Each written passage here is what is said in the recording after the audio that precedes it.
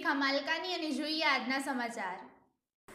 મોડાસા નગરપાલિકા કમ્પાઉન્ડની અંદર બિયર દારૂની ખાલી બોટલોનો ઢગ જોવા મળ્યો।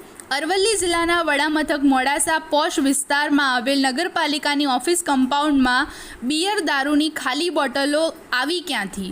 આ એક મોટો સવાલ। નગરપાલિકા ગેટની અંદર પાર્કિંગ કમ્પાઉન્ડ પાસે મોટા ટાયર તથા નગરપાલિકાના ડસ્ટબિનમાં બિયર દારૂ ખાલી બોટલ નગરપાલિકાની પોલ ખોલતી હોય તે સ્પષ્ટપણે દેખાય છે।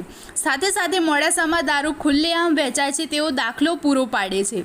મોડાસા નગરની પ્રજા મુખ્ય કાર્યાલય એવી નગરપાલિકામાં જ્યાં રોજ હજારો લોકોની અવરજવર થાય છે ત્યાં ન્યુસન્સ જોવા મળે તે એક અજાયબી છે।